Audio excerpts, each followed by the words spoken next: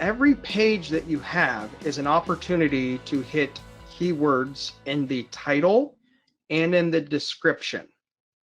So whether you're paying to be listed up here or whether you are organically being listed down here in your local results, you want to take care of what is called the meta page description.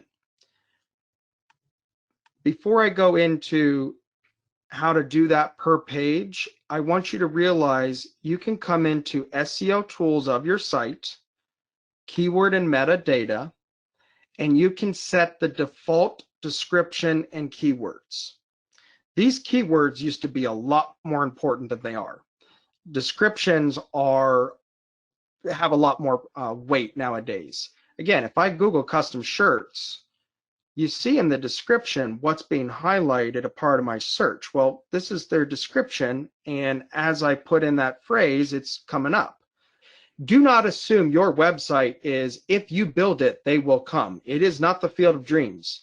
You must build a site and then make sure that search engines know that it exists. You need to take the time to create meta keywords and descriptions. Now, again, this is just for the default. When you come into the actual website pages, and then if you click on an individual page, okay, so right now we're on the home page, and I come to advanced settings, I can come over here to meta tags, and I can override the default keywords and descriptions that I just showed you. So right here is where I could be talking about, we offer custom t-shirts, sweatshirts, and more in Columbus, Ohio. And again, I don't have to put that.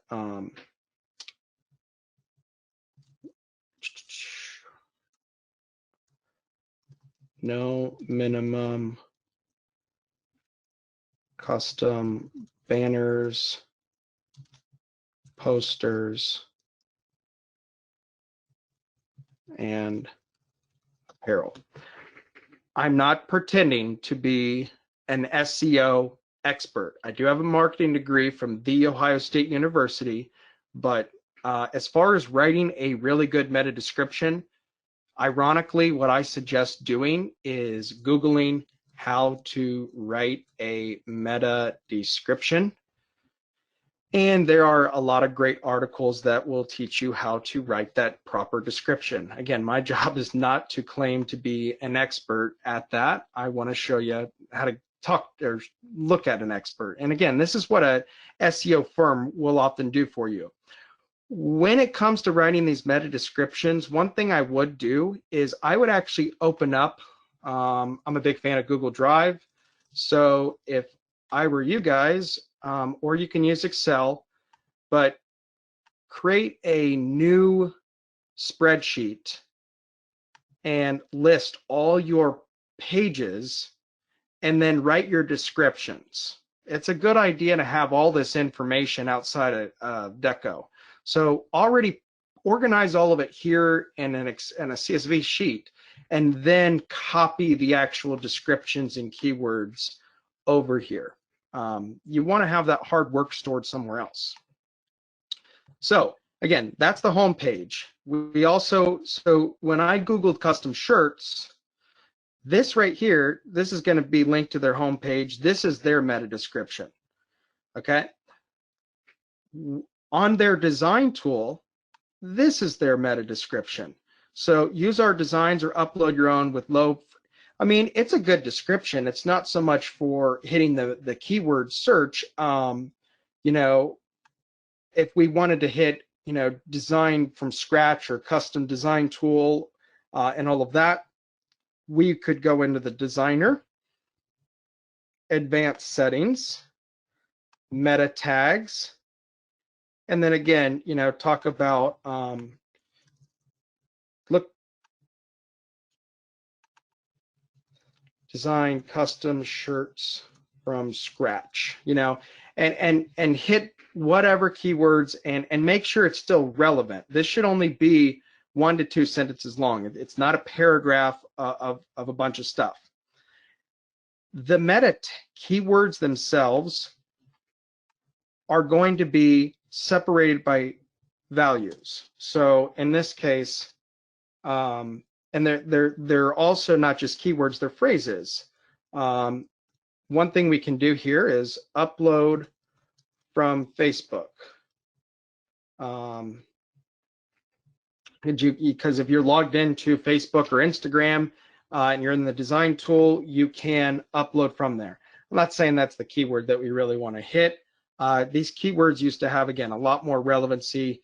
The descriptions are much more important.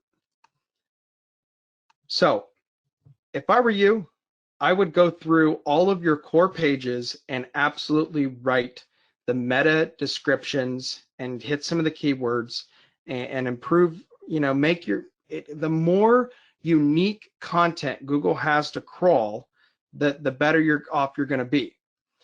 Now, I also want you to realize that these meta descriptions and keywords are actually all over the place in Deco. If you come to a blank product, for example, you do not need to go to this extreme and update them, but anytime that we have a product, the name of the product, mine takes a second, I've got thousands of products. Okay, so the name of the product, the code, and the description. Deco takes all of that, and down here in the meta information, it's all being hit. Now, the thing is, we all have the same products, so don't think that Google's going to see this stuff as different. What this meta, where the keywords often really come into play, at least with this stuff, is when your customer is using the search tool on your website, those meta keywords are coming into play. Okay, so the blank products, I don't think you're going to really, it's going to help you to do a whole lot there. Decorated products are a different situation. So after we take a blank and we add artwork to it, and for example, I just have this example t-shirt. Once we made a pre-decorated product, this is a unique retail product. This is no longer, the Gildan 5000. This is whatever design it is. What I can do is come into the meta information and override the title, the keywords, and description. This product is unique, and you've got a better chance at it having the chance at being found. If I talk about, if this is unique to, an event and so forth, I do want a page that talks about it, but if I put some keywords and descriptions here, it is going to potentially help from an SEO standpoint. Remember this about search engine optimization. This is probably the biggest thing to take away. Search engines like Google change their algorithms incredibly often. We're talking weekly. There is no way to keep up with it to the perfection.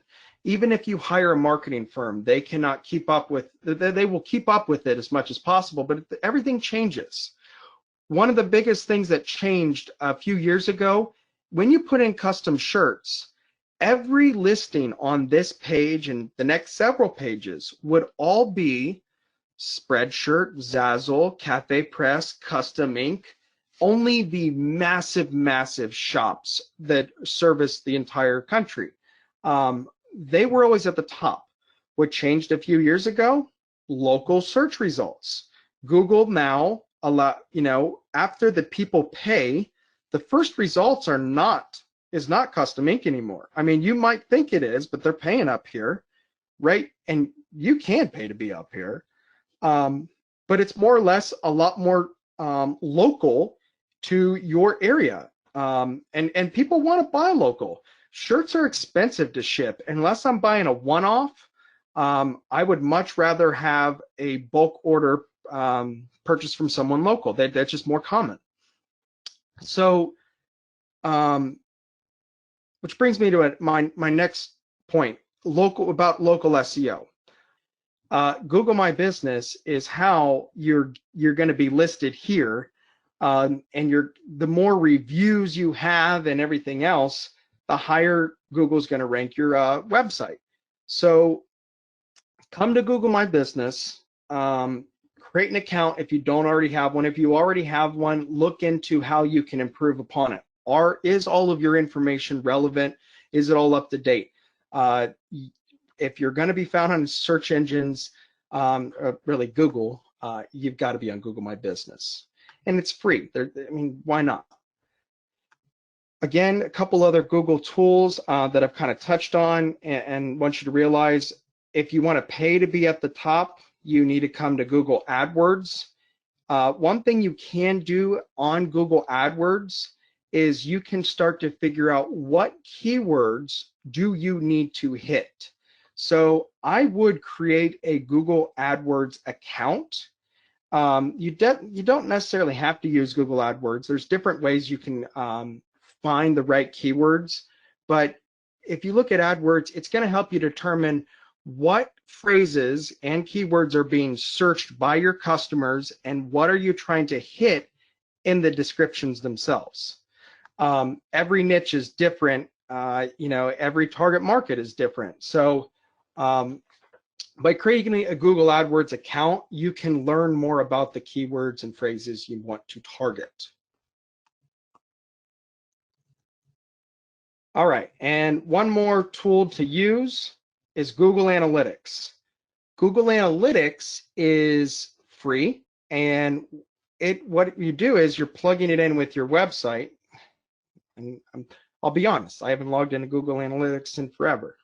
I have too many sites to think about. Google Analytics, though, will tell you everything about your audience that is coming to your site. How long are they staying on the site, on each page? What is the bounce rate? You can learn from your customers' past experiences, just watching their behavior on the site and make changes to the site from there. If they go from your home page to the products page and then they leave immediately, there might be something wrong. There might not be something wrong, but again, you can learn from your customers' interactions, and Google Analytics is going to be the best way to do that. If we come to the admin of your site and we come into SEO tools, again, we came into keywords and metadata. Geolocation. This is definitely something you're going to want. You want the geo meta tags to your website. That's going to, again, when you create your Google My Business account, you're going to put in your location. You're going to say, this is my epicenter. And then you're going to target a radius amount of customers. You're going to say, okay, everybody within 15 square miles is my target market. And that's who you're competing with. For example, I'm in Columbus, Ohio, and Columbus is not a big city. We are like I don't even know. I'm not even going to try to guess, but we have around 1 million people within, and they right around the outer belt and suburbs. My point being is, my competition is not all of Columbus. I'm located right here. If it takes someone 45 minutes to come drive and pick up the shirts, I don't think it's really worth it. There's a lot of different shops around.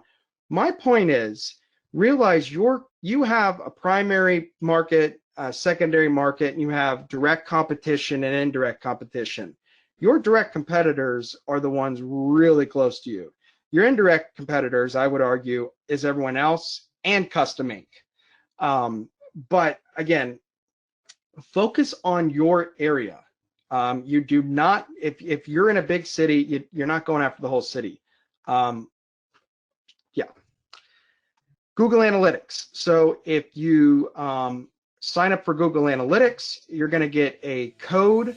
And in order for your website to connect with analytics and be able to talk with one another, you put the code here. Again, it's free. You might as well do it. There's no reason not to.